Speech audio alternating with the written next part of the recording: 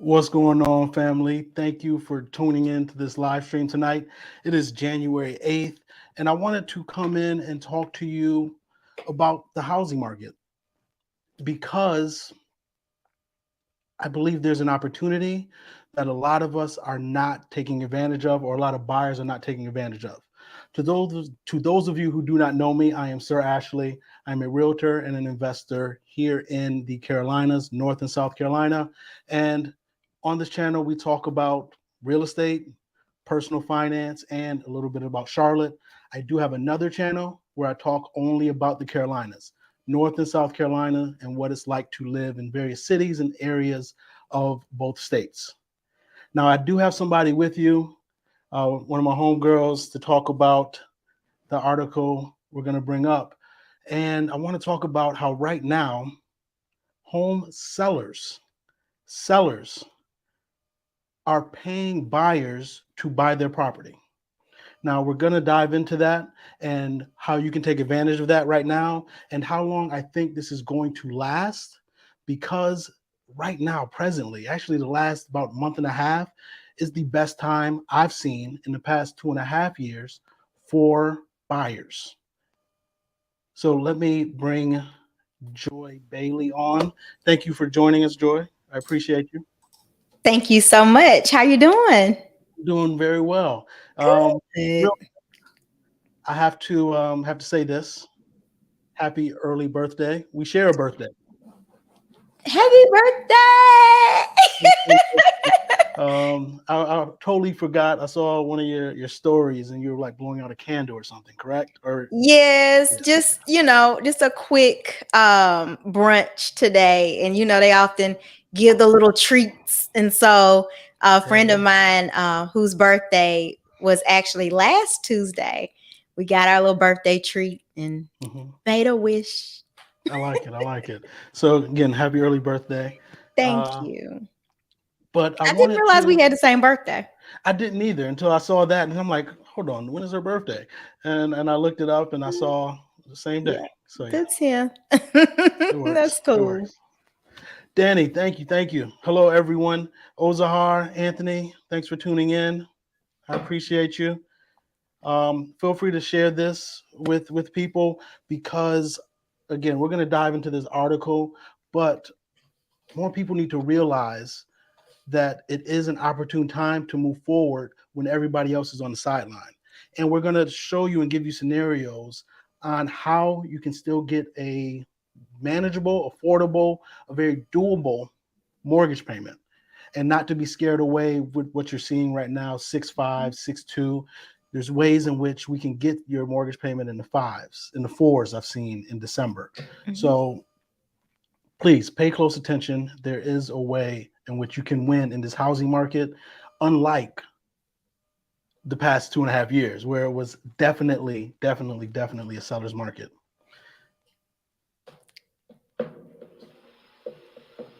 Thanks. Thank you, Jack. Yes, you paid a buyer 5K on close. Yeah. Joy is amazing. Danny, thanks for tuning in. I appreciate you. Thank you for the super chat. So, Joy, what have Yes. you been seeing before we jump into the article? Mhm. Can you tell people how to contact you, how to reach you? Your information is in the description, but please. Yes. I am Joy Bailey. I am the mortgage boss on all social media, TikTok, which I don't do very much ticking or talking, but I'm very active on Instagram. And I'm not as famous as you are, but I do have a little itty bitty baby YouTube channel, and it is the Mortgage Boss, BAWSE. So those are all the ways you can contact me on social media. And then, of course, my professional contact information will be in the description as well. So feel free to email me, give me a call, whatever floats your boat. I'm available to answer your questions. So she kind of hit the eight ball. She is one half of a podcasting crew, uninvited house guest. Yeah. They are a trip. You need to check them out? How can they Yeah. find or listen to that podcast? We are so the uninvited house guests. I share that with Tony Stanford. He has Your Own Keys on Instagram. That's his handle there, and we are on all of the platforms. So Spotify, what is it? Apple, something else. One other I thing. got So you. we're So available uninvited there. house guests. I think we're like 10 episodes in Oh, now, yes. so it's growing as well. No, it is a good listen, and please tune in. They are educating you on the housing market. I love it. I love it. In any way I can help support, please let me know. If you can, I see 30 people watching right now. Hit that like button. We greatly appreciate it. It helps more people gain awareness of what we're talking about. And what we're talking about is taking advantage of sellers. It may seem harsh when I say taking advantage of sellers, but for the past 2 years, 2.5 years, they've been taking advantage of buyers. Yes, So, they have. so it's only right. What goes around comes around. And Mhm. while it is still a seller's market, I have to caveat that we're in a moment of time right now where it's actually exciting to be a buyer because you're able to make offers, you're able to negotiate, and you're able to get concessions. As you see in this Business Insider article, where it says desperate home sellers are Mhm. basically paying buyers to purchase their homes. Now, before somebody goes off on me, I want it clear that it says desperate home sellers. It's not going to apply to every home. Desperate home sellers, you're able to take advantage of what's going on in this market. And while we don't know exactly which ones are desperate just yet, you won't know until you make offers. And a lot of home builders, I won't classify them as desperate, but they're very eager to get properties off of their books. And if you dive into this article, it says sellers gave concessions around 42% of home sales at the end of 2022, back in December. And yes, mortgage rates, I don't know why my computer's freezing a little bit. Mortgage rates are higher than they were this time last year. Yes, property prices are higher than they were this time of year, but there's still ways in which you can find an affordable mortgage. Enjoy in your dealings. What are some of the strategies in which we can make the mortgage affordable, in which we can get sellers to give money to buyers? I mean, there are a lot of different ways. One thing that I think that everyone would like to try to preserve, everyone except Jerome Powell, anyway, wants to preserve the amount of equity that buyers or that sellers have in their properties. Obviously, asking the seller to trim a little off the top is one way you can save a couple of dollars, but that might not be as impactful month to month as someone might think. um One way to do it is to do what we call buying down your interest rate through discount points. This is something that can be paid for by the buyer, by the seller, um, and other third parties.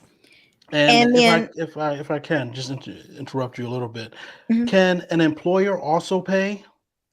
an employer can give you money for your down payment. They Yeah, can help with your closing costs. Absolutely. And that's something that's not explored very often unless honestly, I might have seen it it's not really once. explored. People It's don't take not. advantage I of it. might have seen it It one needs time. it needs to be Uh-huh. taken advantage of. If you're talking about you got a job opportunity, somebody they want you to come to a certain area, okay, well, how are you going to make this affordable for me? Are you Mhm, going to help pay some closing costs, buy down interest rates, or help with the down payment? There's ways in which an employer can help you mhm. buy your home if they want you in a certain area. Yeah, they absolutely can. They'll give you money. Like, your sign-on bonus could Mhm. very well just be your down payment for your next home. Yep. Of course, they'll take care of like all of your moving expenses and things like that, which are tax deductible. I am not an accountant, so don't get me down that path. Yeah, yeah. But I do think that that is something important to highlight as we start talking about interest rates, because Mhm. while it can get people feeling this wave of angst emotionally when we start talking about higher interest rates, people forget that that's tax deductible. So, you know, we Yeah, most don't want to definitely. lose sight of that. That is something that offsets that payment. But the third way, which is something that's a little more common now, is buying down the interest rate temporarily. And I Mhm. want to reiterate, temporarily, through what's called a 2-1 buy down or a 3-1 buy down option. Can So you that's explain what something. that means?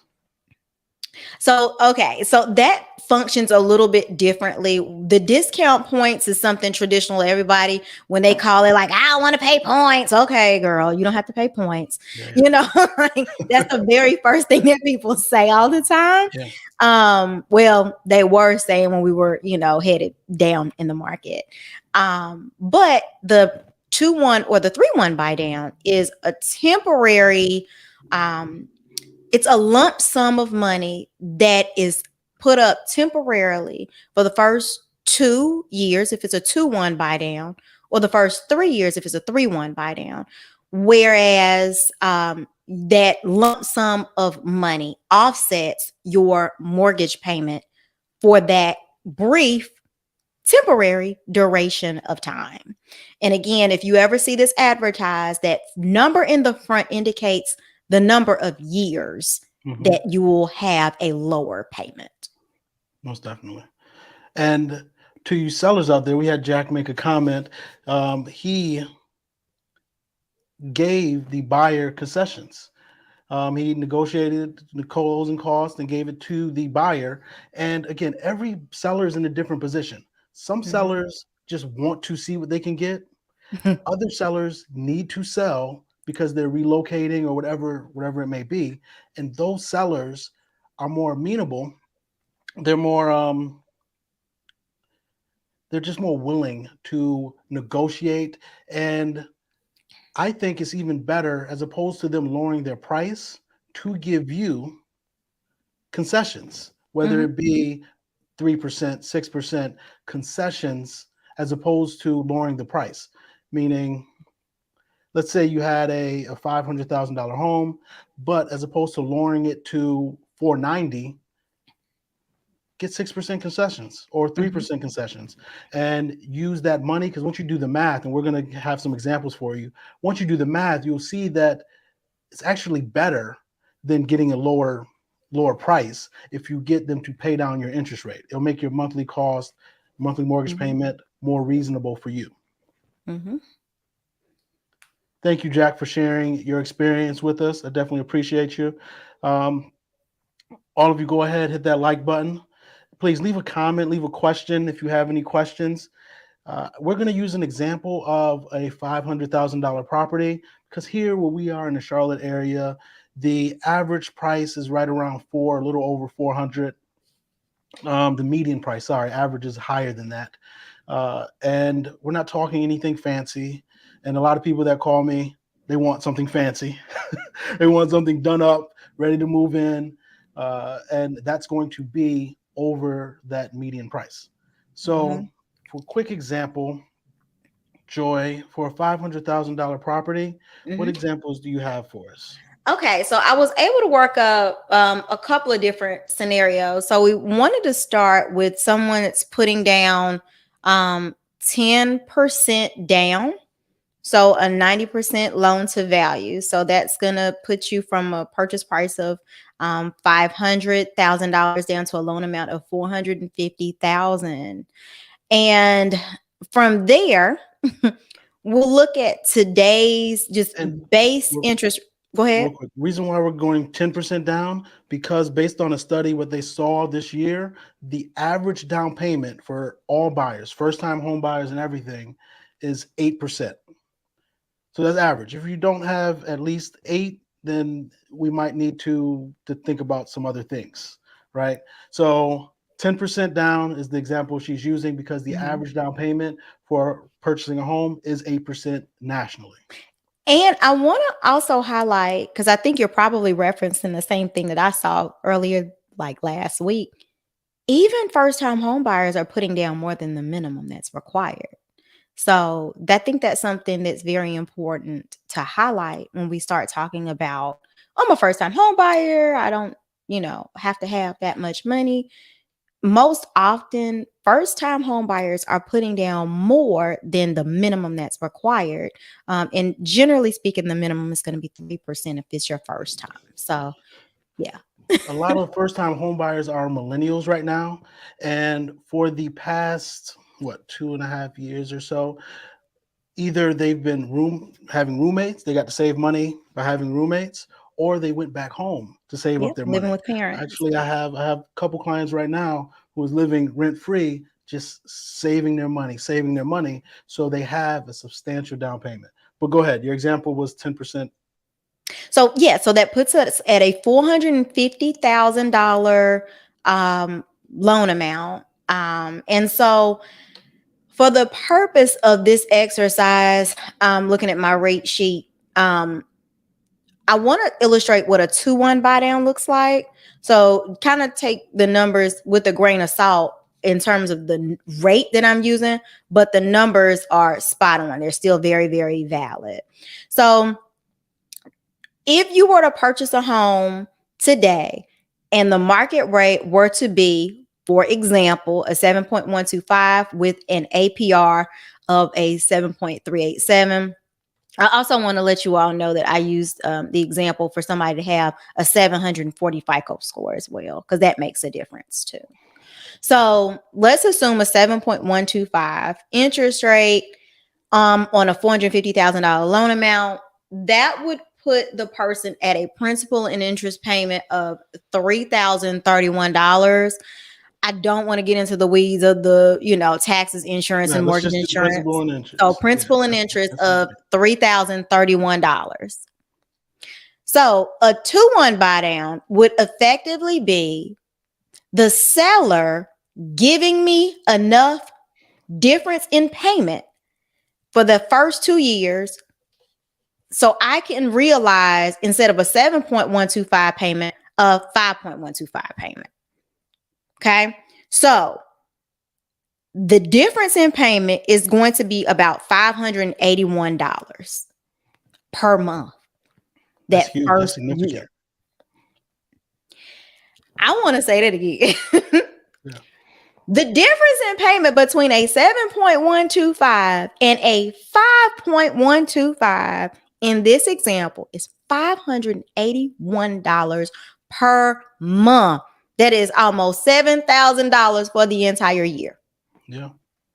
Squabbling back and forth about, well, I don't want to buy it for $500. I want to buy it for $490. That's getting you nowhere fast. Nowhere. This right here, yeah. You can feel $581 a month. That's a car payment. That's that's just below the average car payment, right? Yeah, that's a car payment. And that's just the first year, okay? So I want to take this in chunks so we all understand, okay? So the 2-1 buy down, that first year, you go from the market rate and reduce it 2 percentage points. So from 7.125 to a 5.125. Year 2, we're going to step it up, okay? So we're going to go up from a 5.125 to a 6.125, okay? That is a difference in payment of $297 per month. Okay. So between the 6.125 and the original rate of the 7.125, you'll see almost a $300 difference in payment. So that's another $3,500 for the entire 12 months of that $10,000 you save. That you will save money in your pocket, money that's going towards furniture, money that's going towards your new refrigerator. All of these things, paying down other debts. So effectively, those two savings, year 1 and year 2 that I just talked about, is going to be given to you from the seller. So I combined the totals, and that's about $10,500. So instead of, like I said, squabbling about, oh, take out $10,000 or whatever, you're talking about, hey, just give me the $10,000. I can feel this for 2 years. Now, I want to highlight what happens in that third year. The beginning of that third year, you back to your 7.125. You're back to where you started. And we're going to qualify you at that higher rate. Whatever the original market rate was, is what we will use to qualify you. So, in theory, because we're doing it like that, you should be able to absorb the impact with no problem, so long as nothing changes in your life, significantly during that 2-year time frame. Okay. No, exactly. Thank you for that. And I definitely want to go over next how much concessions you can get based on, and I have it on the screen, so you don't have to remember it you don't have to have it by memory. The amount of concessions you can have depending on the loan type you're trying to get. And I have a couple questions real quick. Well, I have a statement from Ron I want to touch on. Interest rate is still too high. It really, again, with these scenarios, it really depends on your credit score, what you're coming in with initially, because just last month I had somebody buy a home and their interest rates were in the fours because the builder bought down their rate.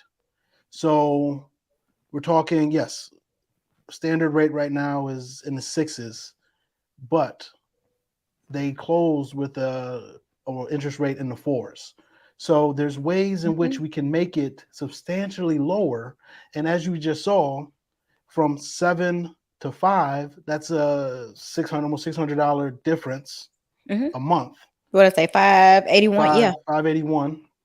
And then if you go from, just think about 7 to 4.5, that's even more significant. So there's ways in which we can make it more affordable. Now, And I also want to highlight what you just said. You can also, in addition to all of that, do a permanent buy down too. So these things can be layered. So it depending on how your situation is, we can customize it to what you need. And that's why you need to attack this with a team that is knowledgeable and it's going to put you in the best position possible, because that 4% interest rate, it was a permanent buy down. It wasn't a 2-1 or anything like that. She's going to have a 4% interest rate in the 4% for the next 30 years unless she wants to refinance it lower at some point. When everybody else was in the high sixes, she was in the fours. So there's ways in which we can go to builders, sellers, whatever it may be, as opposed to lowering the price. Help me out with these closing costs, these seller concessions, to make it more affordable. Yeah. And real quick, I'm trying to add an article. Bear with me. But yeah, I mean, like I said, a temporary buy down as well as a permanent buy down, you can combine both of those. So the event, in the beginning of that third year, you might not go to a 7.125. If you would have bought the rate down permanently, you might be, at a 6, I don't know, 0.5% or something like that, just depending on the scenario and how much money you have decided to put toward the actual permanent buy down. So I mean, there are so many different combinations of things that we can do. Maybe an ARM is something that might work a little bit better for you. But for the purpose of this exercise, it was a 30-year fixed rate, 30-year flat, boring, basic, vanilla, conventional loan, single Which I family like. loan. I like don't get me wrong, ARMs have its place, but I try to de-risk it for people to where I want you to have as little risk as possible, especially if this isn't something you do every day. And if you have a 30-year fixed rate, you have a 30-year, you're going to make the same mortgage payment for 30 years, barring obviously if taxes go up or interest rates come down or whatever it may be. We have a question from Douglas Gunn. If the VA does not require a minimum down payment amount, can a lender still require one, i.g. 10%? A VA loan? Yes. Oh, fun fact. VA doesn't even have a limit at all. In terms of like the actual purchase price. How about that? Nice. So no is the answer. I mean, I've never, and I worked probably 6, places. I've never seen that before. So, I So mean, I what I guess have seen, no, I can't imagine a scenario like that where they would yeah, require a down payment. I haven't seen a lender require down payment. I have seen new home construction, the builder require when you go under contract 10% down or whatever the percentage is But you down, get that even if money you back. are a VA, even if you're doing a VA loan. But at closing, you will get that money back. So they may require that down up front just because, when you go under contract to show that you have some skin in the game. But at closing, you will get that back. 10% down. Was that like a jumbo? Like what how much was the house? Yeah, I'm not sure. Oh. Um, so we have the concession limits. If you have an FHA loan, the seller can contribute up to 6%. Mm-hmm. Sorry, I'm over here messing things up. 6%. So that's the maximum we can ask for. I have a builder right now. I'm under contract with a client. A builder is giving my client 6% in order for them to close on their loan. So don't say it can't be done. She's going to use that to pay all closing costs and to buy her rate down to I believe it's very low fives, if not high fours. We're trying to get it to the high fours, but it's very low fives right now. And USDA loans, still, you can get up to 6% seller concessions. Now, for conventional loans, that's where it differs as far as how much you put down. If you put down less than 10%, you only can get up to 3% seller concessions. If you do anywhere from 10 to 25%, you can get up to 6% seller concessions. And if you put more than 25% down, you can get up to 9% seller concessions. Now, for my investors out there, this is where it gets good. If you put down 25% or more on a property, it shows the seller that you're serious, right? You can put down an extra due diligence and all that. You know you're going to put that money down anyway. But then ask for up to 9% back in closing costs, in rate buy downs, because as a non-owner occupied, typically our rates are a whole point higher. So you're telling me I can get up to 9% and buy down that rate. So it is a win-win for investors right now, especially in this market when there's not a lot, and for buyers, normal buyers, but a lot of first-time home buyers are scared away by these interest rates. But investors are very savvy in knowing how to game the system. It just is what it is, to make money on your money. And you're telling me I can buy down the rate significantly more than I was able to the past 2 years? Yes, please sign it up, because we're just worried about cash flow. Mm-hmm. You got That's true. Ozahar real quick. I'm not sure if this can be answered here. But if you want to build outside of a development, if you buy some land but can't build, can you see this questions, Joy? I have my Okay, screen down I because got if you. I No, pull you're it up, good. you'll You're be good. in a camera shot. Question is, if you want to buy some land outside of a development, and if you buy some land but can't build on it right away, does that matter? I don't do land loans, Yeah, so I won't be able to adequately answer that question. I can answer that. So no, it doesn't matter. If you buy the land, it's yours, right? It's been undeveloped or semi-developed for how long, right? It doesn't. No, you don't have to build on it. You will be taxed on it, the undeveloped portion. I mean, at an undeveloped rate. So it's going to be very nominal taxes. But nobody can make you build on your land. It's yours. Especially, I know you're coming down to the South. Especially in the South, nobody's going to make you do anything. Um, no, it's yours. So the challenge will be right now, again, I'm not sure exactly where you're looking at land, but the largest expense right now is land. Like, land has quadrupled in the past 2.5 years. I remember, but you can buy lots in Charlotte for $5,000-6,000. Now that same lot is $80,000. It's just crazy. Yeah, the River District is all we have left. Oh That's it. man. That's the Yeah, last piece of undeveloped land that we have. So that's uh, why. I've been telling people. Actually, I have a client that just backed out of a contract in over in the River District, and I get why they backed out of it.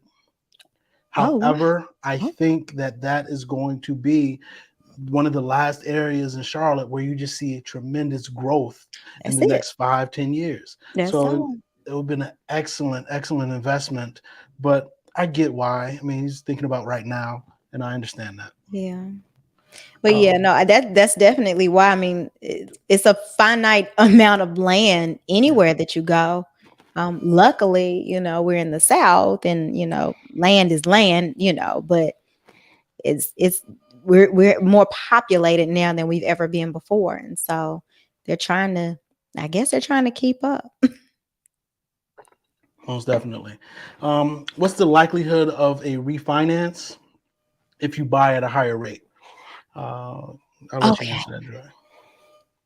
so I don't want to alarm anyone, but Now, when um, you say like that, like everybody has their antennas up now. I know. Yeah. Okay. So listen very closely. Interest rates are Yeah. going to go down. Hmm. Every measure, every article, every economist, there is a correlation between recessions and interest rates. And because there is historically a correlation that when recessions come, interest rates come down to obviously stimulate the economy and get things going again. I would not advise you do what you want to do, but I wouldn't advise using your own money to buy your interest rate down unless you plan on completely skipping any opportunity to refinance because you'd be wasting your money. Most definitely. And I'm So not a that's why we fan get the seller to of do it. doing that. That's why I we mean, use you the can waste seller's the money. seller's money if you want to, Yeah, but I wouldn't exactly. recommend wasting my own. Like, No. you know what I mean? Yeah. Like, you want to be very, very mindful and pay attention. Pay attention specifically to the jobs reports that come out. That is You are the on it. You are leading on it indicator every to let Thursday. you know what's Check going it to out. happen. Yeah. So, No, you are on it.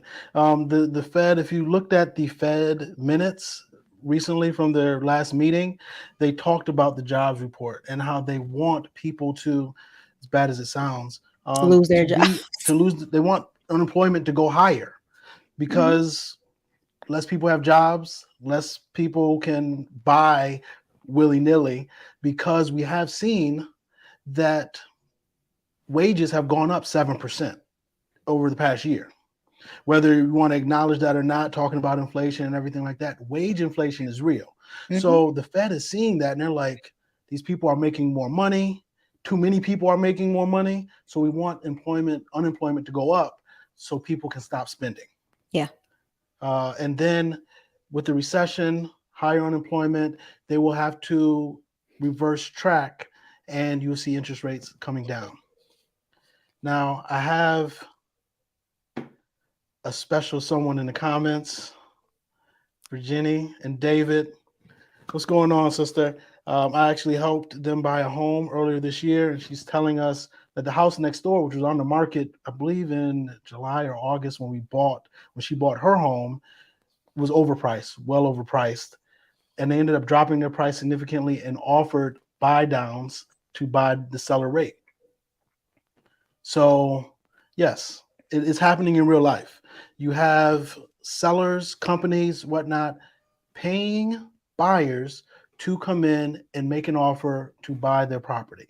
And again, because interest rates are going to go down, or all indications are pointing that way. Yeah, By they've the end of the already year, started ticking down. So, they and went it down like hadn't, it- 0.3% yeah. And last week. even though the Fed Yeah. raised the rate in that same week, Hmm. mortgage interest rates fell because of other economic indicators. So, Yeah. hear me good when I tell you be careful about making decisions off of your emotions, y'all. This is a commodity.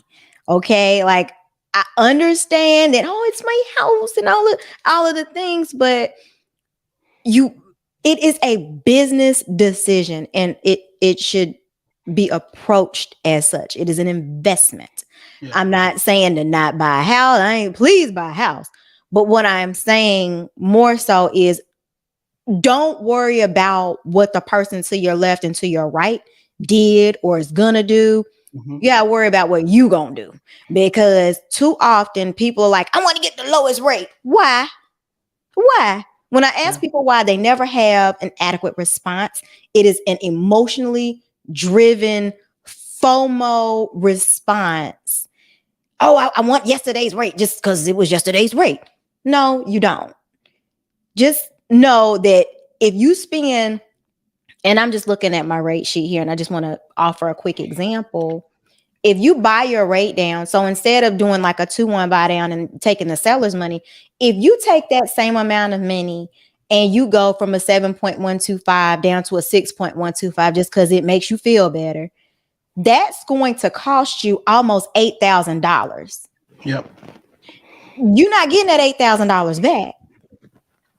Now, if you do a 2-1 buy down and you decide to refinance within that time frame, that little kitty of money, that subsidy fund that's there, it will come back to you. Yeah. So it's not wasted money at all. So just try to think all the way through it when you're having these conversations. And you need somebody on your team that's going to have these conversations and game plan it out with you, so we know what we're going into, what kind of offer we're going to present, how we're going to make it appeasing to the seller, and what we're going to ask for in return.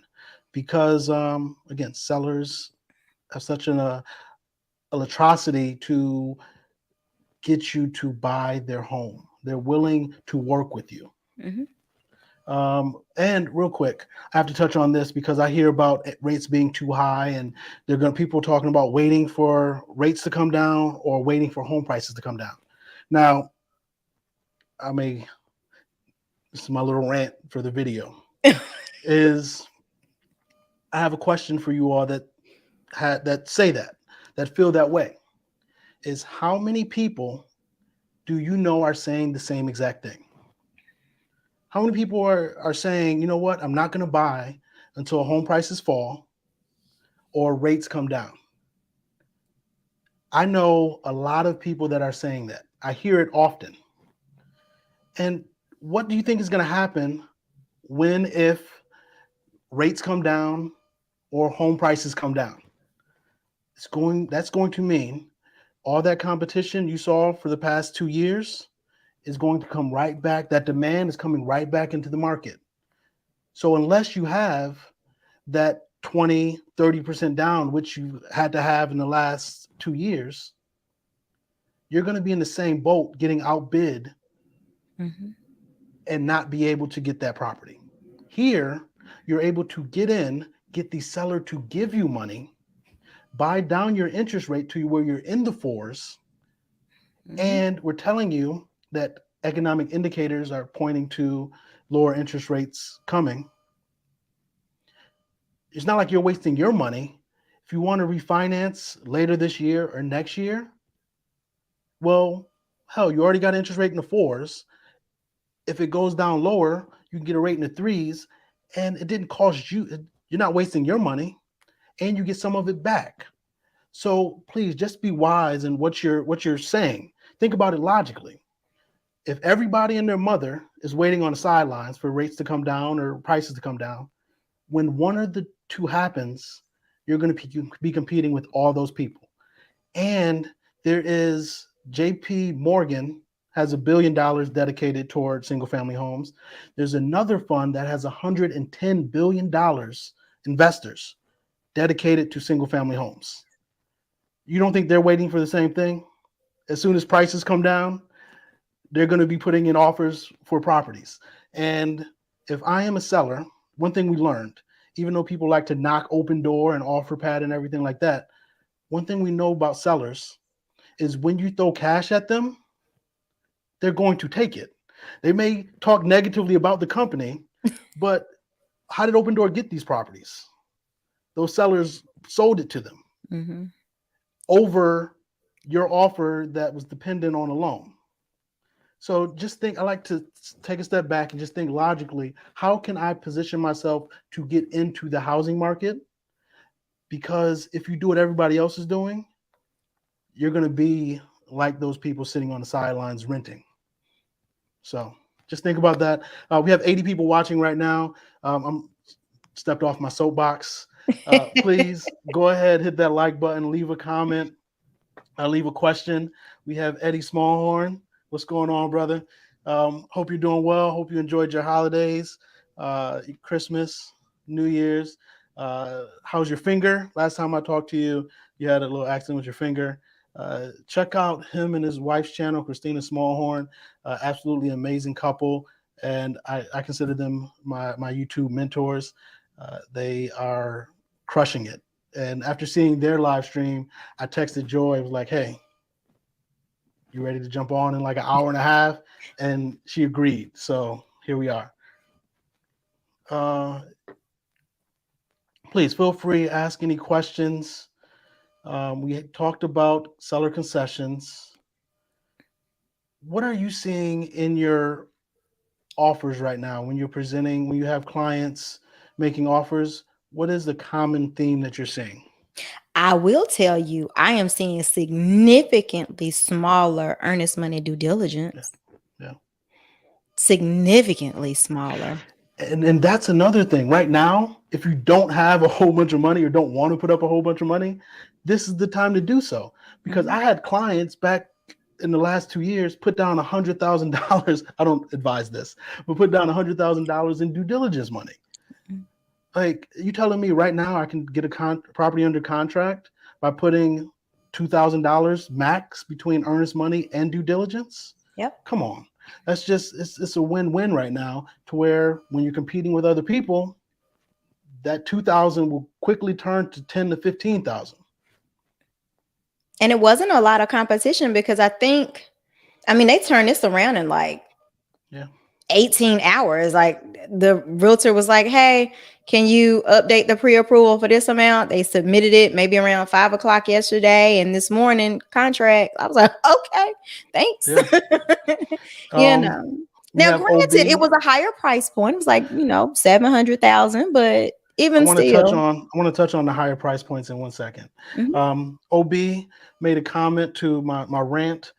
He said his parents complained about big investors, then sold their house to one. Again, we complain, but one thing sellers will do is sell their property to cash investors. So again, you can complain about those companies, and I'm not even gonna lie. I have Fair House Offer. That's one of my companies. We buy houses. So if you know somebody that wants to sell quickly, by all means, fairhouseoffer.net, reach out to us. Um, Full transparency, we haven't been buying much in the past 2 years because I didn't think it was right. I didn't think it was right because as a realtor, I knew that just about any property, even if it did need a lot of fixing up, I can just list the property and get that person 20% more than what I would have bought it for, even after they paid my commission. So not everybody's gonna be that transparent, but I thought it was just better for the owner if they went ahead and listed it. Now, this market right now, this little time frame we're in right now, um, that's not the case. Those houses are sitting on the market 4 months or so. Eddie, thank you for the super chat. I appreciate you. Um, do I feel it's going to be a lot of people selling this spring or summer?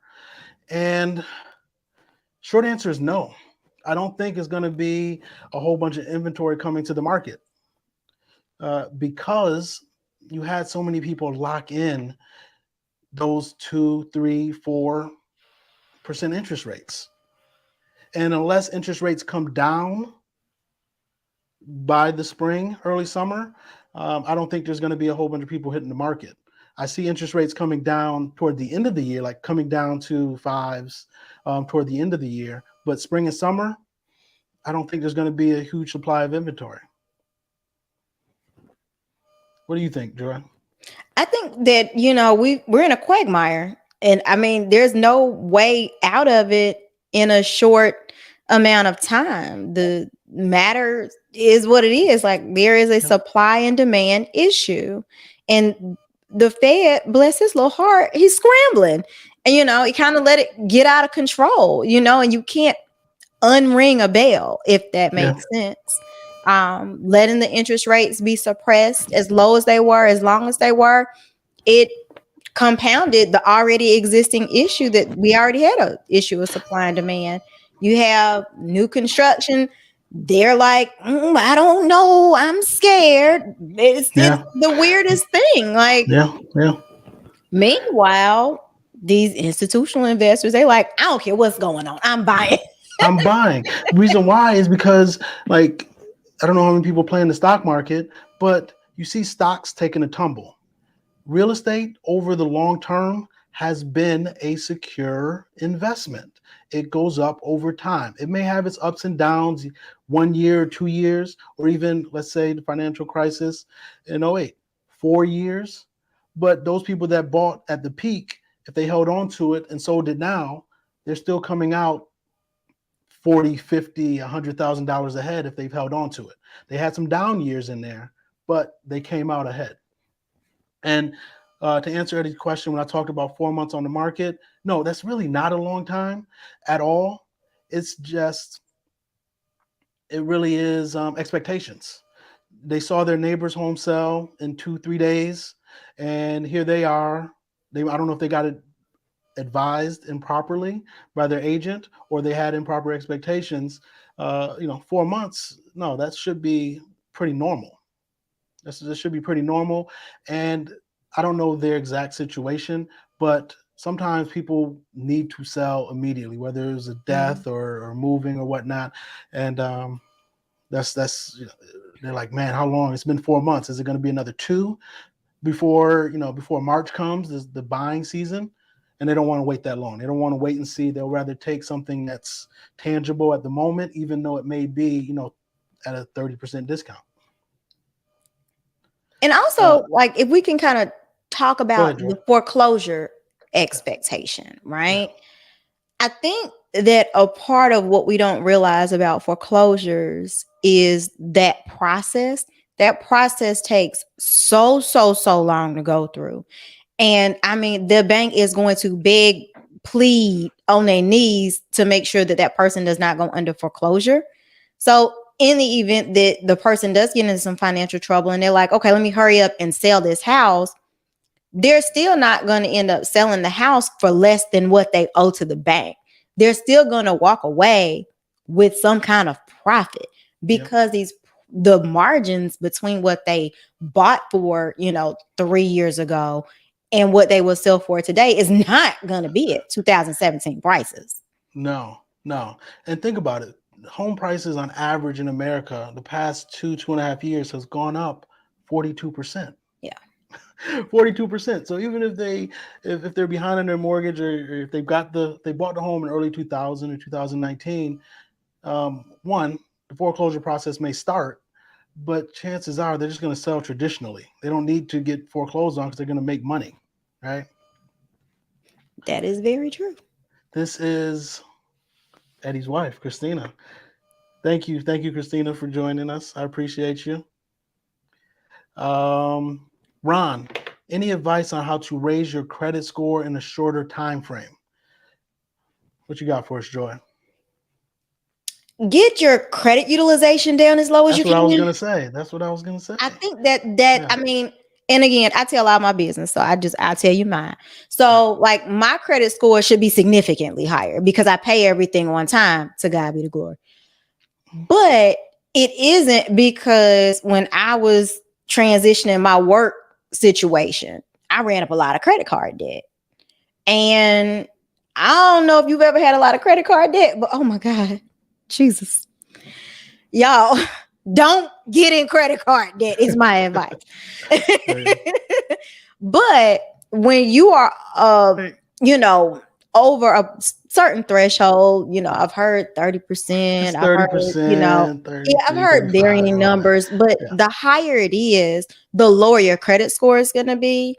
So that's going to be the quickest thing that you can do that Okay. you're in control of, and you're not hoping, wishing, praying, wanting somebody to delete something off of Yeah. your credit report, like a collection or something like that. You're at someone else's mercy if you're looking to get collections and things, or late payments and things like that removed. The biggest thing that I would say that you can control is how much credit you've used on your different trade lines. I was going to say the exact same thing. Credit utilization is huge. So they say 30%. I've seen, and I'm a guinea pig. I like to try different things on myself to see what's the greatest impact. I've seen if you have the credit utilization anywhere from 2 to 7% on whatever trade line gives you the biggest boost. Again, that's very specific.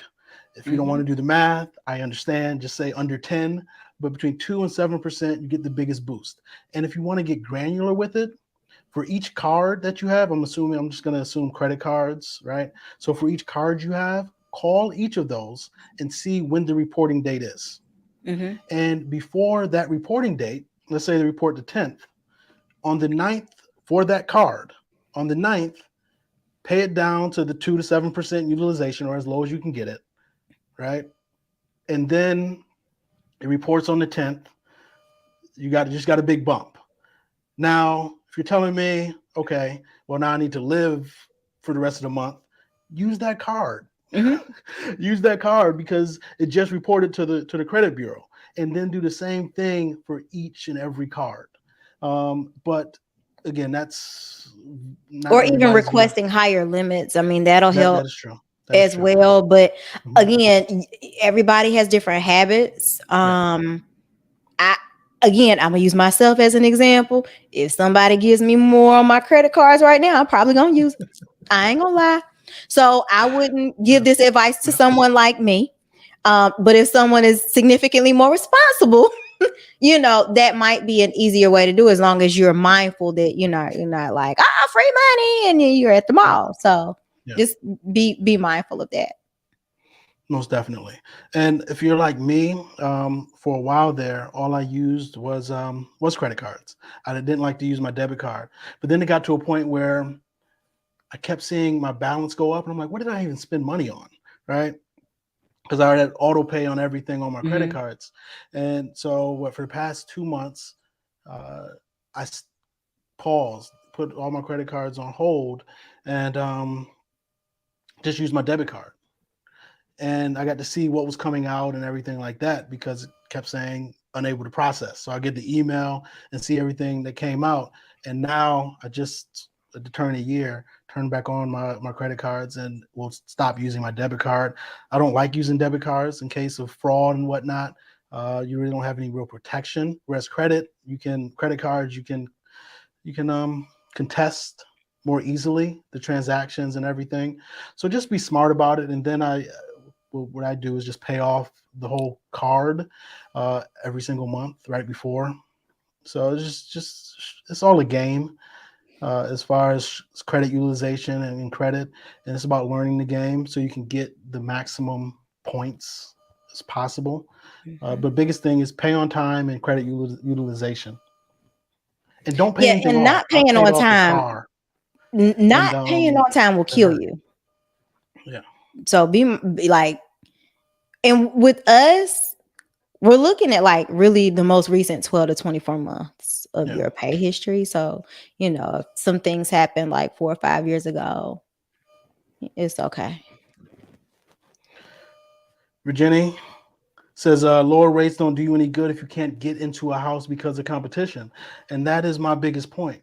Like, if you can't get in because of competition, whether it be as you need a significant down earnest money or down Mhm. payment, or you're competing against cash offers, it doesn't do any good if interest rates are in the fours or threes, Mhm. because you're gonna get beat out every single time.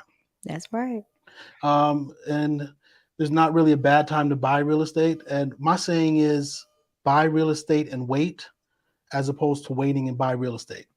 So long as it cash flows, or I was thinking of investment property. So long as it cash flows for me, um, at least $250 a month, I'm good. But if you're going to be living in it, so long as it is right around what you'll be paying in rent, think about it. Everybody likes to think about housing as an investment. No, Mm-hmm. you need a place to live, Mm-hmm. first and foremost.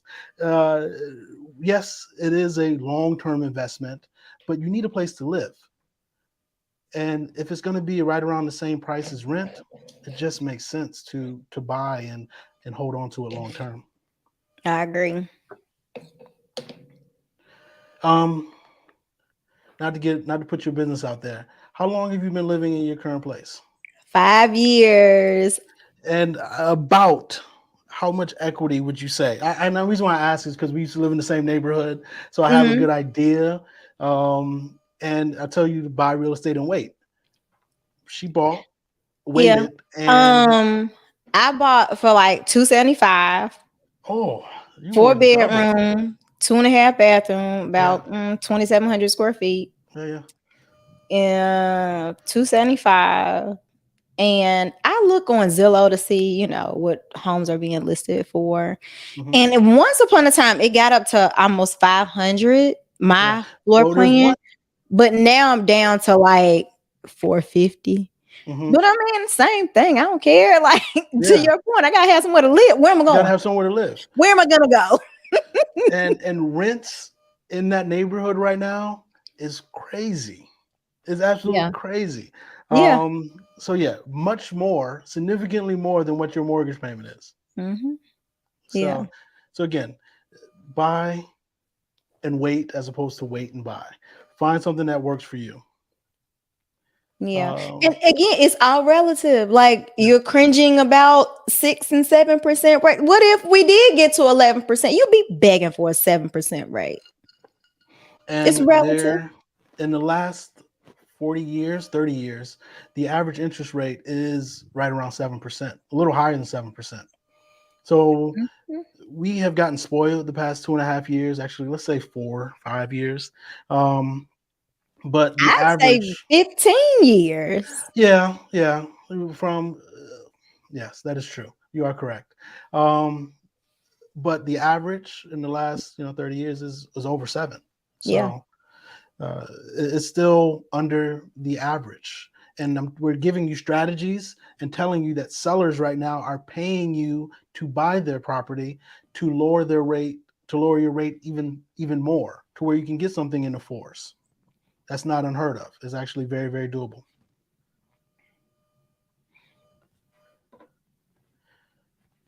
Um, would it be worth paying? Kay asked a question. Would it be worth paying a little more for the lower taxes? I don't know. I don't know When what you you say mean. pay more, like for the Yeah. house? Oh, what like I don't what like to go She outside of is Mecklenburg County? she lives in a very affordable Texas home. I'm not quite understanding the question, so I apologize. I know Texas taxes Or high? are high compared to, and they change way more frequently than most other municipalities or locations throughout the country. Um, yeah, Texas taxes. The homes I've seen online. You can get amazing homes for like $300,000, but Mhm. then the tax bill is absolutely insane. Yes, Florida is as well. And Eddie, I have a Florida is a conundrum to me for the sheer fact that home prices are still going up, taxes are high, and property insurance in Florida is astronomical. So I Mhm. see people, this is just what I foresee, I could be dead wrong, leaving Florida just because of taxes and property insurance, making the homes unaffordable in addition to prices going up. I've seen recently what Miami is still up year on year. They're up 20% in prices, and Miami isn't cheap. Wasn't cheap to begin with. So And Miami is very old. It's not Yeah. like they're moving down there to get like, the latest and greatest. Miami is Yeah. a very, very old city. Yeah. So yeah, that is an interesting position. Speaking about, we have 85 people watching right now. Thank you all. I appreciate you for tuning in. I'm with Joy right now, Joy Bailey. She is a mortgage broker, can service multiple states, and her contact information is in the description below. If you're wanting to get pre-approved, feel free to reach out to her. I'm Sir Ashley, a realtor and investor here in the Carolinas. If you want to buy, please reach out to my team and I. We're here to help. Um, I want to talk about luxury and that market. Luxury market right now, and I say luxury is 700 and above, at least in the Charlotte area. Typically, in general rule for luxury, I would say it is 1.75 the median price of an area. So our price is about 400 right now. So I'll say luxury is seven, mid sevens, eights. That market right now, if you're talking about getting a deal, that's where you get deals. And we talked briefly where you mentioned somebody with an elevator in their home, getting an elevator in their home. You can get Yes. deals right now in the luxury market because, yes, higher interest rates mean less buyers, but have tons of people selling their home in Connecticut, New York, California, coming here with cash, not worried about interest rates, and getting a steal of a deal for luxury properties right now. Can you tell us what just happened with you or what you're going through right now? You there, Joy? You talking about me? What would you? I'm Yeah. sorry. With the I'm sorry, the brief conversation we had before we jumped on regarding, actually I think it was on the phone, regarding Oh, your person the buying a buyer. 700. Yeah. Well, first she's moving from Texas Yeah. to North Carolina, Hmm. and she was disappointed. And the disappointment stemmed from, if you lived in Texas, they have brick homes. You're not getting a brick house here in Charlotte. No, It's just not a thing. no. You're getting, the 2-story grand entrance, and we don't. It's the architecture Right. is very different. Right. Yep. But so she quickly realized that she was going to have to downsize. She already lives in a house. I think she's selling her house for like 900 or something like that. Yeah. But she realized she wasn't going to be getting like properties going from Texas to coming here. And but she was able to find something in a gated community. So I mean, I guess depending upon how you define luxury, I think that's luxury living in a gated community. I think, luxury is, living in a Ballantine, or it just, but the architecture. Yeah. No, I you're don't not going to get. know. So if you want a brick home in the Charlotte area, you're looking at older neighborhoods or you're looking at Mint Hill. Mint Hill or older neighborhoods. And obviously in Mint Hill. Mint Hill has a rule that you have to have, at least for new construction, 4 sides brick. Some homes have been grandfathered in, but Mint Hill, there's some communities in Huntersville that have all brick and in South Charlotte, but then those are going to be older homes. Fort Mill, TKK, you're going to have some brick communities. And depending on the builder, there were certain builders in 2000, the 2010s, 2010 to 2015, they were actually building a lot of homes with those 2-story grand foyers. Um, you just have to know and find a realtor that knows what they're looking for. And you have to be willing to buy a used or resale home. Yeah, like I said, she was just very surprised that Yeah.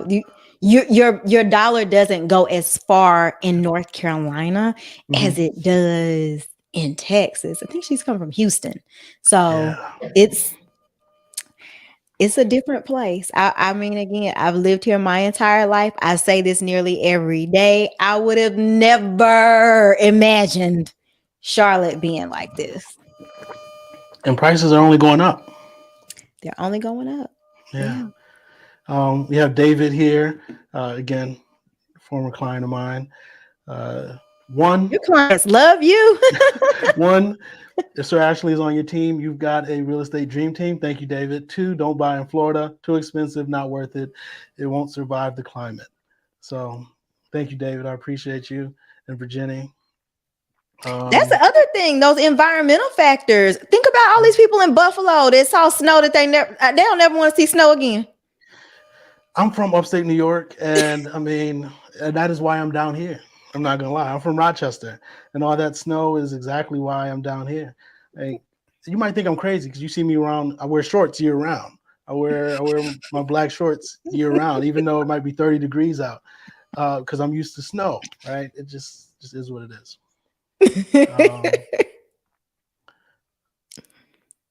Yeah, Mr. Brick. As you know, Brick lived in Dallas for 23 years. It's just not a material that was used here in the Carolinas to build. Just like stucco was not a material that you see in Florida or whatnot. It's just not something that was used to build here in the Carolinas.